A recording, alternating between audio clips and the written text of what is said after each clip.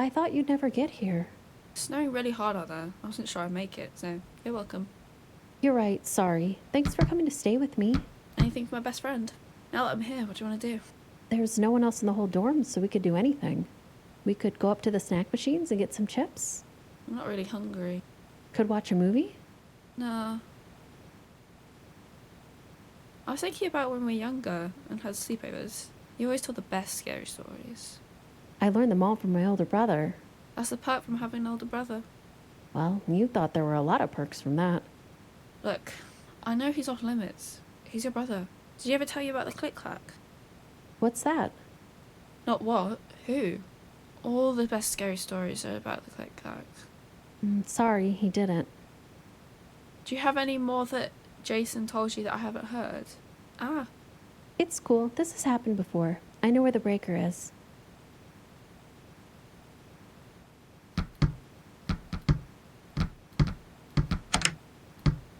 You want to hear one of the stories? Sure. This happened to a friend of a friend. We'll call him Mark. He went camping with his family. This was the first year they trusted him to be in his own tent, and his younger brother Anthony tagged along. His brother was scared of being alone in the tent, but was excited to have Mark taking care of him. The sun set so late that night that when they both crawled into their sleeping bags, they instantly fell asleep. A few hours later, Mark woke up, really needing to go to the bathroom. He turned on the small camping light they had, but left it in case Anthony woke up alone in the dark. Mark quietly left the tent, zipping the flap up behind him. He walked far enough away that all he could see from the tent was a small glow. As he was peeing, he heard someone walking up behind him, small footsteps. He finished up and turned around, his heart beating as quick as bee wings. It was Anthony, who stared at him with a sullen face. "What's wrong, bro?" Mark asked. "There's someone in the tent," Anthony whispered back, grabbing Mark's hand. As Mark walked back, he could still see the faint glow of the camping light. It made shadows on the wall of the tent, and they moved as if someone were in there. The flap was open a small bit. Anthony gripped Mark's hand tight, and they walked slowly closer. Mark didn't want to wake his parents. This was his first time having this kind of responsibility, and he didn't want to lose their trust. Mark stopped a few feet from the tent and let go of Anthony's hand. "Stay here," he said. Anthony nodded back. Mark grabbed the zipper of the flap and started to unzip it the rest of the way. A small figure faced away from him, clutching Anthony's pillow. The figure turned to look at him, and it trembled with fear. He felt panic set in as he recognized the creature. In a small, shaky voice, it spoke. "Who were you talking to, big bro?" That was fine, I guess. It's not as scary as the click-clack. "What's so scary about the click-clack?" What it can do to you without you even knowing it's there. The noises it makes. They paralyze you. "So cover your ears." That only works when the noises aren't coming from inside you.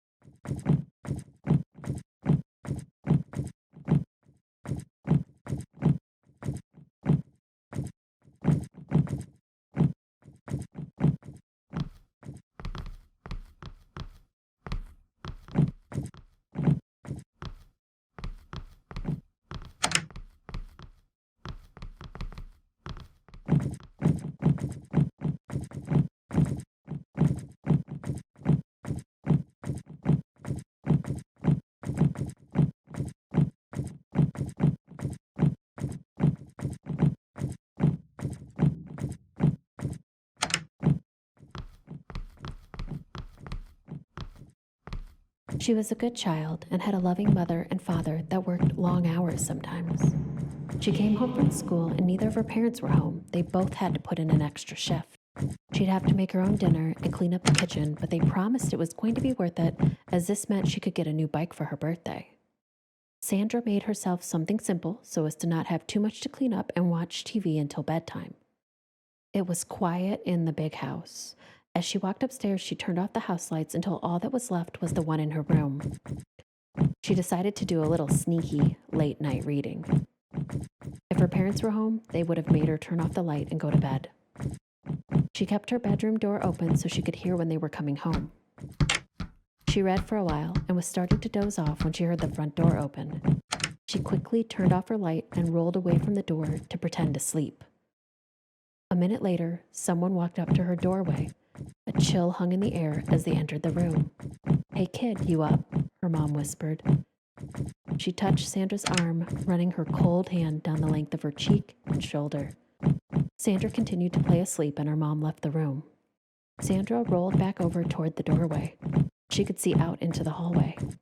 The bathroom door was closed with the light leaking out from beneath the door. A few minutes later, the front door opened again. Quick footfalls ran up the stairs to her room. She tried to roll over quickly, but her dad caught her.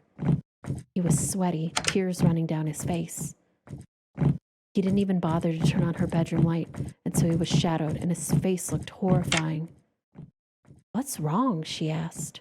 Her dad sobbed, almost unable to speak. "Your mother. Something happened on her way home. A bus didn't see her and hit her. She died instantly." Sandra looked deep into her father's face and then past him to the bathroom, where she could see the closed bathroom door, the shadows dancing around in the room.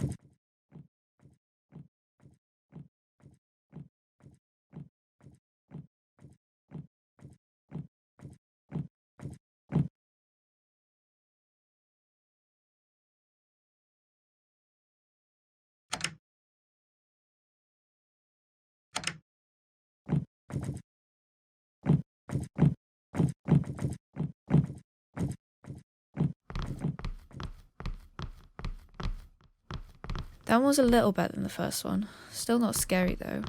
Well, if you don't think my stories are good enough, you tell me one. You sure? They're really scary. Yeah, tell me all about this click-clack guy then. The click-clack isn't a guy. It's what you're not expecting. Well, if it's what you're not expecting, wouldn't you expect it then? Maybe, but you don't. A click-clack makes you not pay attention to it. It's familiar, like a smell you remember from childhood. Is it like any other creature? No, it's really mundane. Like walking through a doorway and forgetting what you're trying to do. That doesn't sound scary. It's not at first, that's what makes it worse. What it can do though, I'm too scared to even describe it. But if you're not scared of it, why don't you tell me another story? I think I'm out of them. Okay, tell me about your day then. Sure, there was an alert on campus about a huge storm coming. All the other people in the dorm decided to either drive home since Christmas is coming, and they'd rather leave early in order to miss the storm. I didn't, though. I don't really have anywhere else to go since I don't have a car, so I'm waiting for my mom to come pick me up tomorrow. I tried calling any other people I know, and no one could come keep me company. See? You know all of that, but you're not thinking. You're letting your brain fill in the gaps. Wait, what?